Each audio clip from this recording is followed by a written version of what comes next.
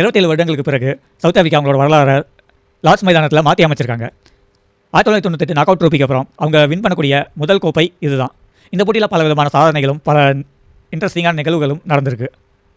136 ரன்கள் அடித்த Aiden Markram century அடித்த 3வது வீரராகவும் சவுத் ஆஃப்ரிக்காவுக்கு முதல் வீரராகவும் ஆகிறார். ஆஸ்திரேலியா கேப்டன் பேட் கமின்ஸ் 300 விக்கெட்டுகள் எடுத்த 5வது வீரராக மாறுறாரு.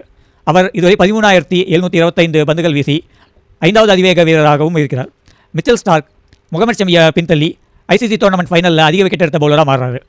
டிராவிஸ் ஹெட் ரோஹித் சர்மாவை முந்தி 2வது அதிக ரன்கள் அடித்த வீரராக மாறாரு ஐசிசி ஃபைனல்களில், அதுவும் வெறும் 4 இன்னிங்ஸில்.